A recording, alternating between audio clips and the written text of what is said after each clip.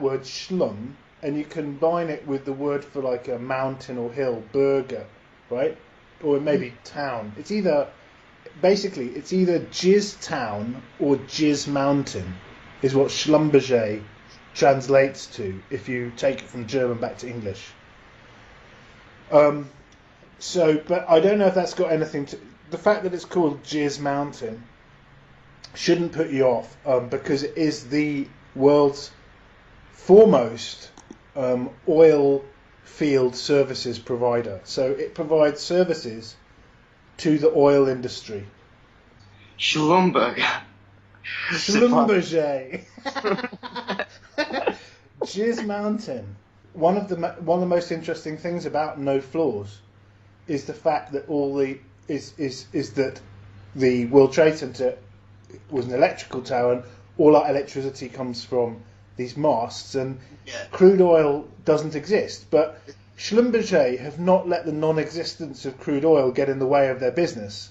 Far from it. They've actually built themselves up to be a very enormous company and a very influential company in the oil industry. And when I worked in these investment bank places, Schlumberger were held in very high regard. So if you ever talked about oil and stuff, they would mention Schlumberger as being like at the cutting edge of oil technology. Because if you think about oil, I mean, it's kind of this old, it's like crude oil is like this old, sticky, horrible stuff, right?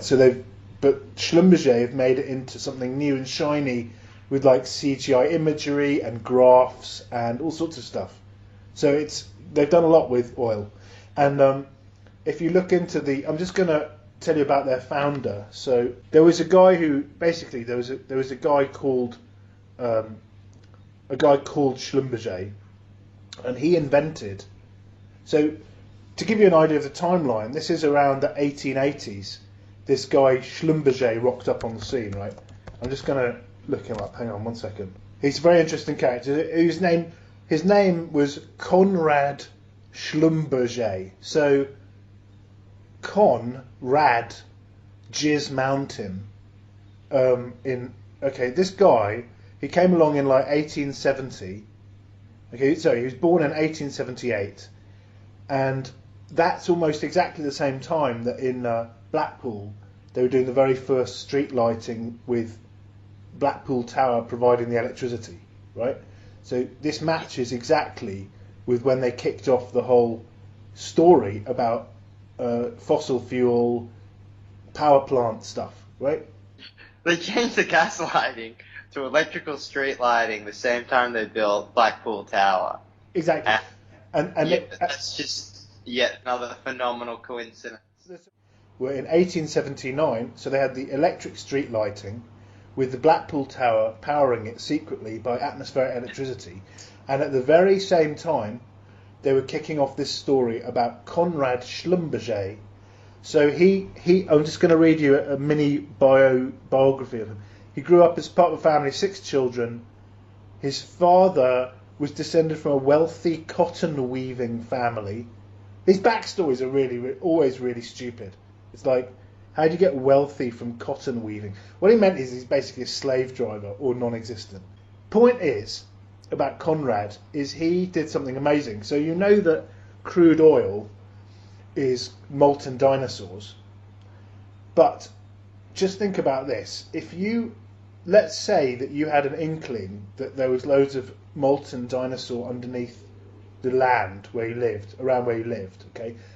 And you really wanted to get to it because you wanted to have some streetlights. So you want to have some streetlights. Again, the oil lamp story of Hanukkah is all linked to the oil fraud. So I don't want to get into that. But you've got some kind of gas lamp thing, maybe, right? And you're pissed off because you want electric lights, even though you don't know they exist. Okay, but you think, why can't we have fucking electric lights, even though they haven't been invented? Okay, and you think, well, the only way that I can get electric lights, even though they haven't been invented, is if I find some molten dinosaur that I might be able to pump out of the ground and burn to produce some electricity.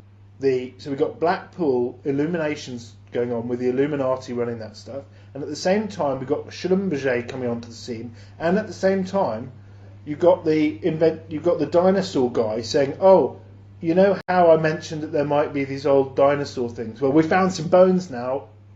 So he immediately found some bones at the same time. So it's all at the same time, 1870, late 1870s. It's all, it's all kicking off in concert at the same point in time. The dinosaur story, the electric lighting story, and the Schlumberger story. Now the Schlumberger story is interesting because he was so ahead of his time. So he was wandering around with a gaslight thinking, if only I could find some molten dinosaur.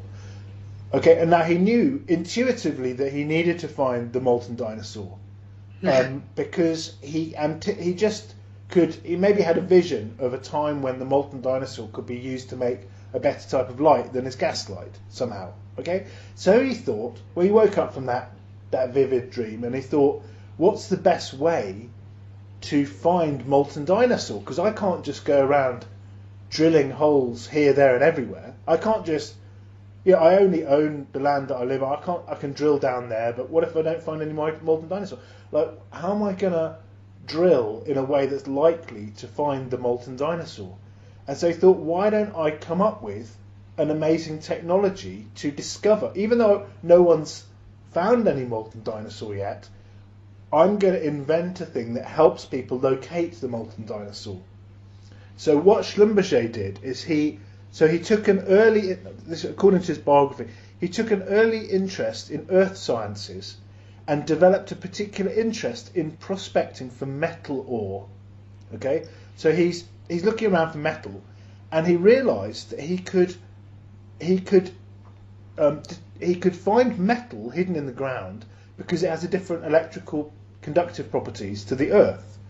So what he could do, he realised cleverly, is if he could generate an electric field below the ground and measure the voltage at the surface and map that to show lines of equal potential called equipotential curves, then he could look at them and find the metal without drilling.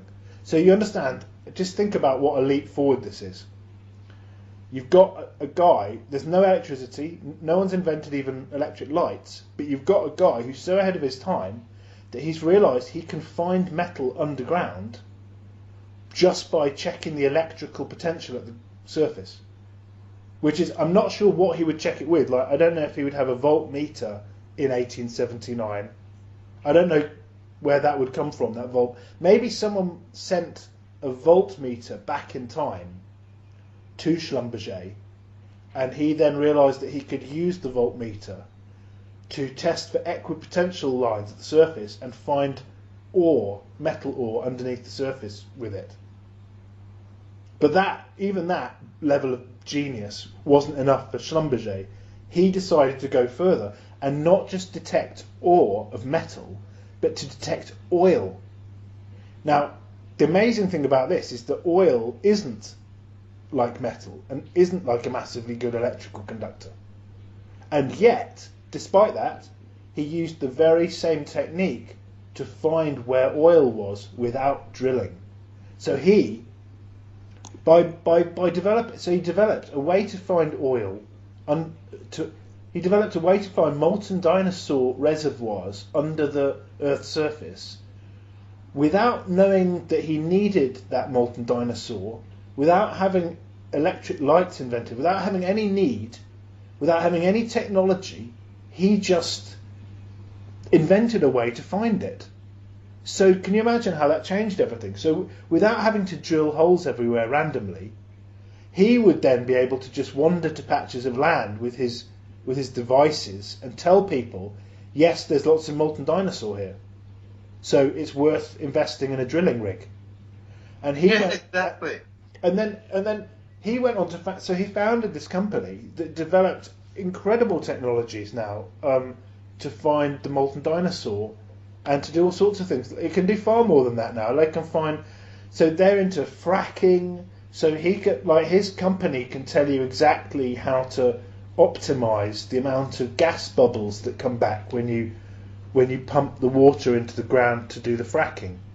They're an amazing company. The list of things that Schlumberger can do for you never ends.